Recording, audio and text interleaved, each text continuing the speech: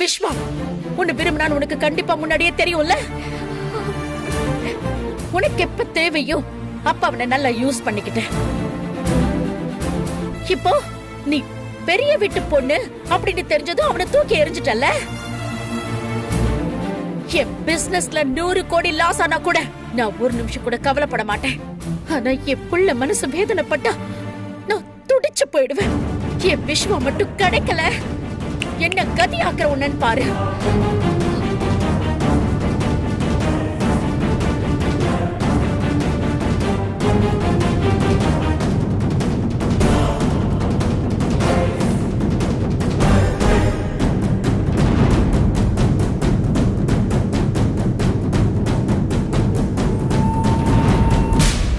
Sir, sorry sir. Padma விஸ்வாவை காணுங்கிற பதட்டத்துல இப்படி கோவப்பட்டுட்டா. அவளுக்காக நான் உங்ககிட்ட மன்னிப்பு கேட்டுக்கிறேன் சார். பெத்த மனசு பிள்ளைய காணுங்கிற தவிப்பில உன் மேல கை நீட்டிட்டா. அவளுக்கு பதிலா நான் மன்னிப்பு கேட்டுக்கிறேம்மா. என்ன சார் நீங்க போய் என்கிட்ட மன்னிப்பெல்லாம் கேக்குறீங்க? பத்மா மேடம்க்கு விஸ்வாசர் தான் உயிர். அம்மாவா அவங்க தவிக்கிற தவிப்பு எனக்கு நல்லா புரியுது சார்.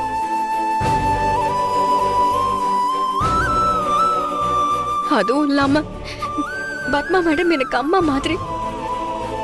எங்க அம்மா அடிச்சா நான் வாங்கிக்க மாட்டேனா? விஸ்வாசர் எங்க இருக்காருன்னு கண்டுபிடிக்கணும். அதுதான் சார் நமக்கு முக்கியம். தன்னை அடிச்சிட்டாங்களேன்னு கோவப்படாம அவங்க உணர்வுகளை புரிஞ்சுக்கிறதுக்கு ரொம்ப பெரிய மனசு வேணுமா. இந்த குணத்தினாலதான் விஸ்வா உனக்காக எல்லாரையும் எதிர்த்திருக்கான். உன் நல்ல மனசுக்கு நீ நல்லா இருப்பம்மா, நல்லா இருப்ப.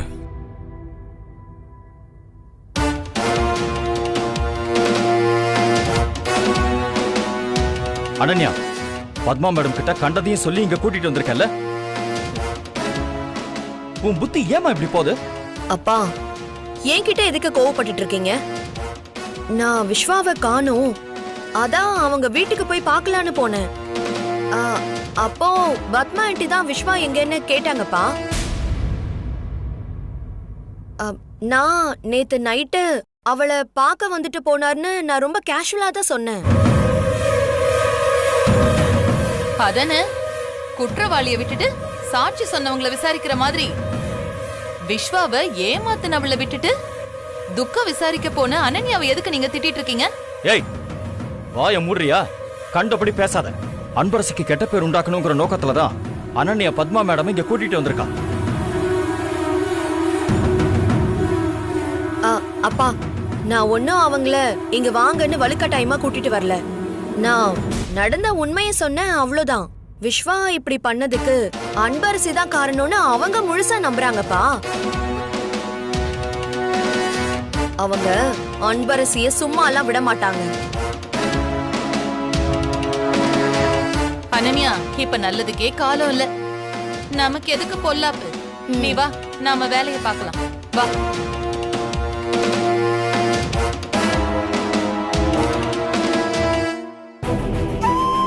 நம்ம வீட்டுக்குள்ள வந்து உன்னை கை நீட்டி அடிக்கும் போது என்னால தடுக்க முடியல. சாரி அன்பரசி. ஐயோ பரவாயில்ல சார், அவங்க பக்கமும் நியாயம் இருக்குல்ல. விஸ்வா இப்படி அவசரப்பட்டு வெளியே போயிருக்க கூடாதுமா.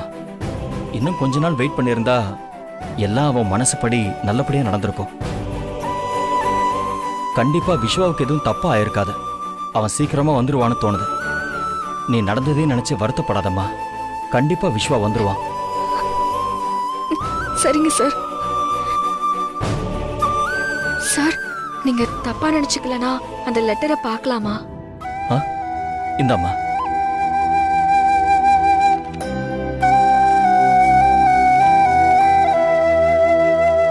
அன்பரசி விஷயத்துல மனசு உடைஞ்சு போனதுனால எனக்கு இங்க இருக்க பிடிக்கல. என்னை யாரும் தேட வேணாம்.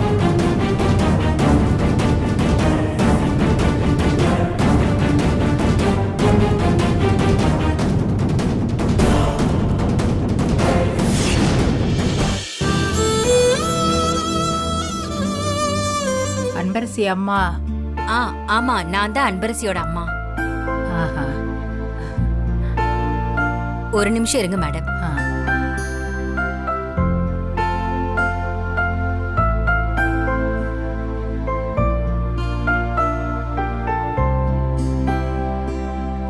இந்தாங்க மேடம், தண்ணி குடிங்க.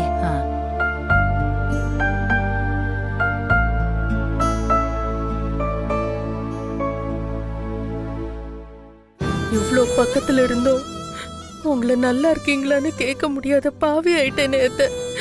என்ன மன்னிச்சிருங்க. என்ன பார்க்க இவ்ளோ தூரம் வந்திருக்கீங்களே, ரொம்ப சந்தோஷம் மேடம். என்ன விஷயம் மேடம்? உங்களை நேர்ல பார்த்ததுல எனக்கு ரொம்ப சந்தோஷம்மா. போன்ல பேசும்போது உங்க குரல் வேற மாதிரி இருந்துச்சு. நேர்ல கேட்கும்போது வேற மாதிரி இருக்கு.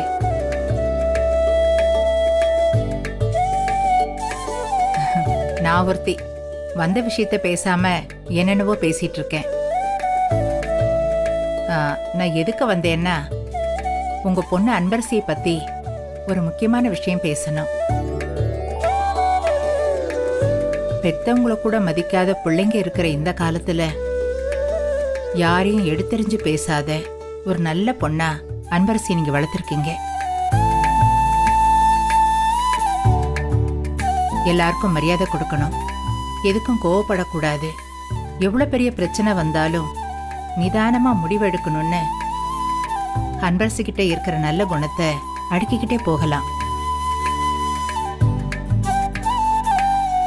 நூலை போல சேலை, தாயை போல புள்ளன்னு சொல்லுவாங்க. பெத்தவங்க குணம் தானே பிள்ளைங்களுக்கும் வரும். இப்படி ஒரு நல்ல பிள்ளைய பெத்த புண்ணியவதி யாரு? அவங்கள பார்க்கணும்னு தான் நான் இவ்வளவு தூரம் வந்திருக்கேன்.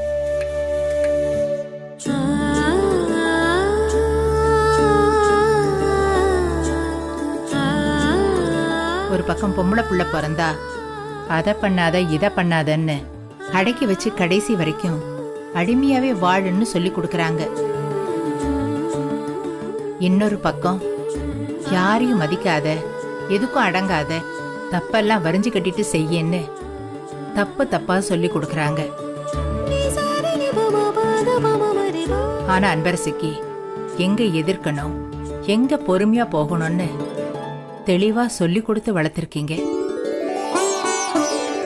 அந்த புத்திசாலித்தனத்தை பார்க்கும்போது ரொம்ப ஆச்சரியமா இருக்கு. உண்மையை சொல்லணும்னா அன்பரசி எங்க வீட்டு பொண்ணா இருக்க கூடாதான்னு நான் பல நாள் ஏங்கி இருக்கேன்.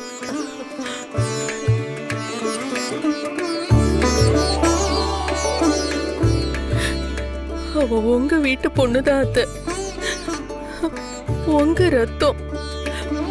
அவளோட நல்ல குணம், பொறுமை எல்லாம் உங்ககிட்ட இருந்து வந்ததுதான். அவ உங்க சொந்த பேத்தியத்தை. விதிதான் நம்மள பிரிச்சு வச்சு விளையாடுது. எனக்கு மட்டும் இல்ல, என் பையன் சந்திரசேகருக்கும் அன்பரசினா உயிர். அவளை அவன் அவனுக்கு பிறந்த பொண்ணாவே தான் பாக்குறான். அன்பரசியும் அவனை அப்பாவா தான் நினைக்கிறான்.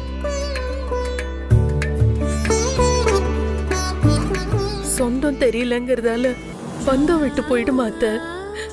அப்பா பொண்ணு உறவு காத்து மாதிரி. கண்ணுக்கு வேணா தெரியாம இருக்கலாம், உணராம இருக்க முடியுமா? ஓடி வந்து உங்களை கட்டி பிடிச்சு அழுது, நான் பெத்த பொண்ணுதான் அன்பரசி, நம்ம குடும்பத்தோட வாரிசுன்னு சொல்ல மனசு துடிக்குது. ஆனா அந்த சண்டாள எதையும் சொல்ல முடியாதபடி தடுத்து வச்சிருக்கானே. என் பொண்ணு சேர வேண்டிய இடத்துலதான் சேர்ந்திருக்கான்னு நினைக்கும் போது ரொம்ப நிம்மதியா இருக்குது. என் பொண்ணை பத்தி இவ்ளோ பெருமையா பேசுறீங்க, கேட்கறதுக்கே ரொம்ப சந்தோஷமா இருக்கு மேடம். பொண்ணு நல்லா இருக்கணும்னு கஷ்டத்தை சுமக்கிற அம்மாவுக்கு இதை விட வேற என்ன வேணும்? அப்புறம் ஒரு முக்கியமான விஷயம், அன்பரசிக்கு ஒரு வரன் வந்திருக்கு.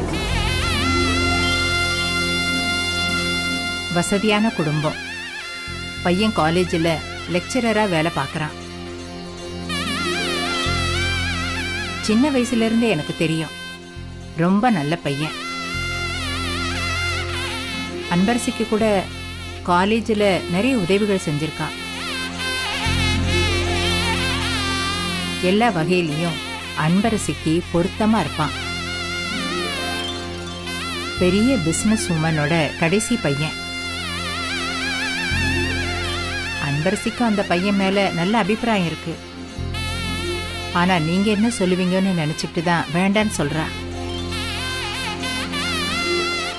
அன்பரசியோட நல்ல குணத்துக்கு தான் இப்படி ஒரு சம்பந்தம் அவளை தேடி வந்திருக்கு. நீங்க சரின்னு சொன்னா மத்ததெல்லாம் பேசி முடிச்சிடலாம்.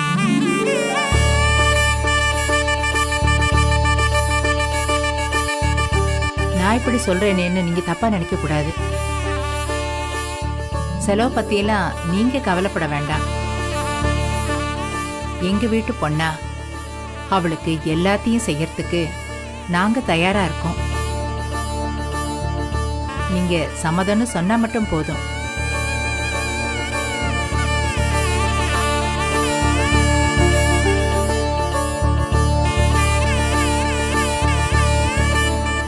என்னம்மா நான் பாட்டுக்கு பேசிக்கிட்டே இருக்கேன், நீங்க எதுவுமே சொல்லாம அமைதியா இருக்கீங்க. நீங்க வேற ஏதாவது முடிவுல இருக்கீங்களா? அப்படிலாம் ஒண்ணும் இல்ல மேடம். நீங்க திடீர்னு இப்படி கேட்டதுனால என்னால உடனே பதில் சொல்ல முடியல. பொண்ணோட கல்யாண விஷயம், அதான் கொஞ்சம் யோசிக்கிறேன். இல்ல, நீங்க உடனேலாம் பதில் சொல்ல வேண்டாம்.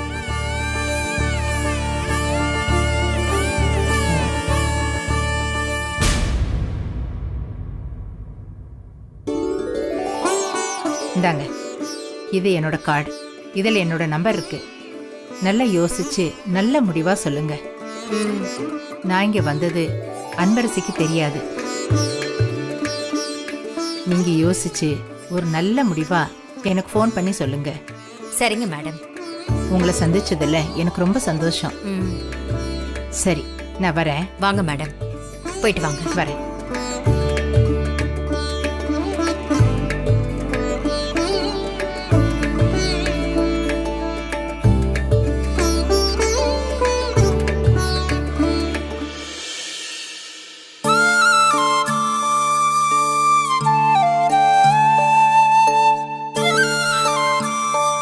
அத்தை, அன்பரசி யாருன்னு தெரியாம இருக்கும்போதே அவளுக்கு நல்லது பண்ணணும்னு நினைக்கிறீங்க. அவதான் உங்க உண்மையான பேத்தின்னு தெரிஞ்சா எவ்வளவு சந்தோஷப்படுவீங்க. என் பொண்ணு காலம் பூரா கஷ்டப்பட போறாளேன்னு பயந்துட்டு இருந்தேன். ஆனா உங்களை பார்த்ததும் எனக்கு அந்த பயம் போய் புது நம்பிக்கை வந்துருச்சு அத்தை. அவங்க டக்குன்னு பொண்ணு கல்யாணத்தை பத்தி கேட்டதும் எனக்கு என்ன சொல்றதுனே தெரியல. அதான் யோசிச்சு சொல்றேன்னு சொல்லிட்டேம்மா. இது அவங்க கொடுத்த கார்டு. நீங்க சொன்னதும் சரிதாங்க.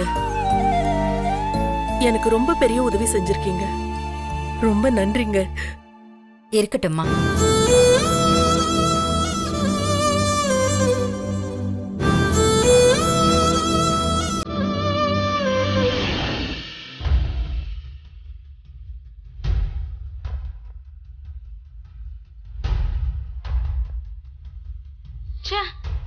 என்னதான் புள்ள மேல இப்படி பாசம் இருந்தாலும் அந்த பத்மா மேடம் இப்படியா பண்ணுவாங்க? எல்லாரும் முன்னாடியும் வச்சு ஒரு பொம்பளை பொண்ணுன்னு கூட பார்க்காம உன்னை அடிச்சிட்டாங்களே. இதுக்கெல்லாம் காரணம் அந்த விஸ்வா சார் தான். எனக்கு அவர் மேல இருந்த மரியாதையே போயிடுச்சு. இல்ல மஞ்சு, இதுல என்னமோ தப்பு நடந்திருக்கு. யாரோ விரிச்ச வலையில விஸ்வாசர் மாட்டி இருக்கிற மாதிரி எனக்கு தோணுது. ஆமா, நீ கண்மூடித்தனமா அவரை நம்பிக்கிட்டே இரு. அதான் தெளிவா லெட்டர் எழுதி வச்சிருக்காரே. இவ்ளோ நாள் நல்லவர் மாதிரி உனக்கு ஹெல்ப் எல்லாம் பண்ணிட்டு இப்ப உன்னை மறக்க முடியல, அதனால வீட்டை விட்டு போறேன்னு லெட்டர் எழுதி வச்சுட்டு போயிருக்காரு. இல்ல மஞ்சு, எனக்கு என்னமோ இந்த லெட்டர் விஸ்வாசர் எழுதின மாதிரி தெரியல. என்ன சொல்ற அன்பரசி? அவர் எழுதலனா வேற யாரும் எழுதிருப்பா? வேற யார் எழுதிருப்பாங்கன்னு தெரியல மஞ்சு. ஆனா விஸ்வாசர் இதை எழுதல. அவர் மேல இருக்கிற பிரியத்துல நீ ஏதாவது கன்ஃபியூஸ் ஆகுறியா?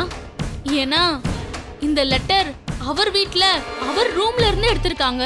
மஞ்சு, விஸ்வாசர் லெட்டர் எழுதிருந்தா இங்க வந்து என்கிட்ட பேசிட்டு போனதுக்கு அப்புறம் தான் எழுதிருக்கணும். விஸ்வாசர் அவங்க அப்பா நைட்டு 1 மணி வரைக்கும் வீட்டுக்கே வரலன்னு சொல்றாரு. காலையில காஃபி கொடுக்க போன கௌசல்யாக்கா ரூமை திறந்த காணோன்னு சொல்றாங்க. அப்படின்னா விஸ்வா சார் இங்க இருந்து அவர் வீட்டுக்கு போகவே இல்ல. ஒருவேளை இவங்க எல்லாரும் சொல்ற மாதிரி இந்த லெட்டர் விஸ்வா சார் எழுதியிருந்தா இங்க வரதுக்கு முன்னாடியே அவர் எழுதி வச்சுட்டு வந்தாதான் உண்டு. ஒரு நிமிஷம் இதை புடி, நான் வரேன்.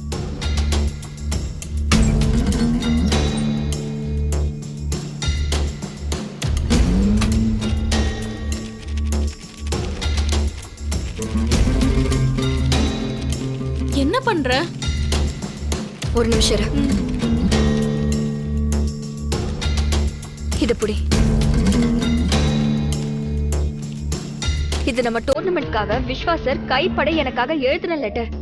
இந்த லெட்டர்ல இருக்க ஹேண்ட் ரைட்டிங்கும் அந்த லெட்டர்ல இருக்க ஹேண்ட் ரைட்டிங்கும் பாரு, ரெண்டும் வேற வேற மாதிரி இருக்கு.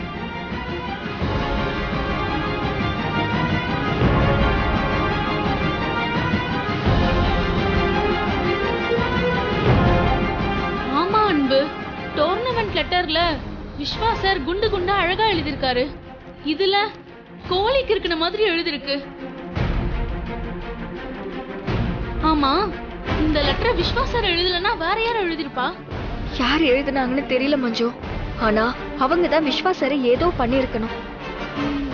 எனக்கு ஆரம்பத்துல இருந்தே ஒரு டவுட் இருந்துச்சு.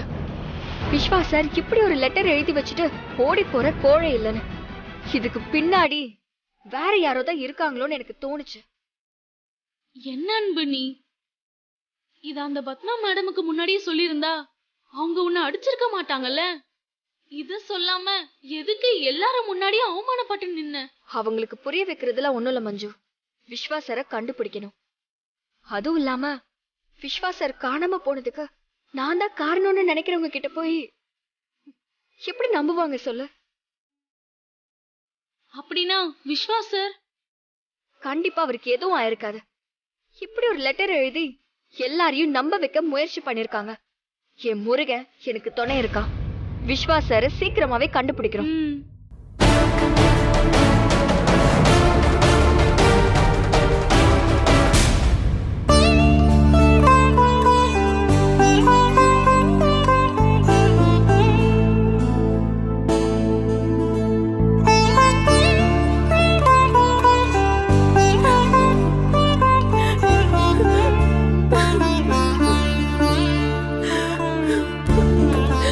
கடவுளே, இது என்ன சோதனை? நானும் என் பொண்ணும் அந்த படுபாவிங்க கண்ணுல படக்கூடாதுன்னுதான் ஊர் ஊரா ஓடிட்டு இருந்தோம். என் புருஷனோட சேரக்கூடாது, என் பொண்ணுக்கு நல்ல வாழ்க்கை கிடைக்க கூடாதுன்னு அந்த ஆளு கங்கணம் கட்டிட்டு எங்களை துரத்துறான். இப்பதான் என் பொண்ணுக்கு ஒரு அடைக்கலம் கிடைச்சதுன்னு நான் ரொம்ப சந்தோஷப்பட்டேன். அதுக்குள்ள என்னென்னமோ நடக்குது. ஆண்டவா,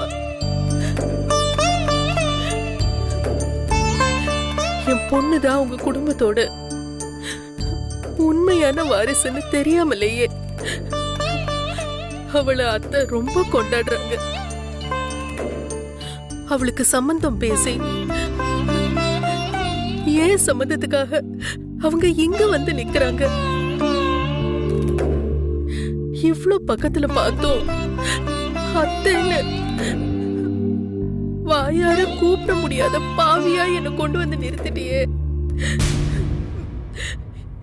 இது உனக்கே நியாயமா இருக்கா? என் பொண்ணு சேர வேண்டிய இடத்துலதான் போய் சேர்ந்திருக்கிறா. அவளை பாத்துக்க அவளுடைய அப்பாவும் பாட்டியும் இருக்காங்கன்னு சந்தோஷப்படுறதா, இல்ல யாரு கண்ணுல படக்கூடாதுன்னு இவ்வளவு நாள் பாதுகாத்து வச்சிருந்தனோ அந்த சிவகாமி இருக்கிற வீட்டுக்குள்ளேயே போய் இப்ப மாட்டிக்கிட்டாளேன்னு பயப்படுறதா? கடவுளே, நீயே கூட இருந்து என் பொண்ணை காப்பாத்துவேன்னு நான் நம்புறேன். என்ன கைவிட்டுறாத.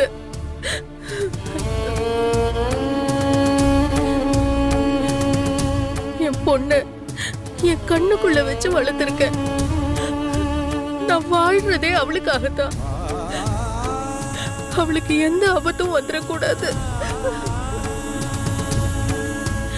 கோழி குஞ்ச காவு வாங்க காத்துட்டு இருக்கிற பருந்து மாதிரி அந்த சிவகாமியும் ராஜவேலுவும் எங்களை தேடிட்டு இருக்காங்க. ஆனா நீ என் பொண்ண அவங்க பக்கத்திலேயே கொண்டு போய் வச்சிருக்க. அத நினைக்கிறப்போ பெத்த மனசு பயத்துல கலங்குது. கடவுளே, எனக்கு ஒன்ன விட்டா வேற நாதியே இல்ல. காலம் பூரா நான் ஓடிட்டே தான் இருக்கணுமா? அவ எனக்கு பிறந்தாங்கிற காரணத்துக்காக என் பொண்ணும் கஷ்டப்படணுமா?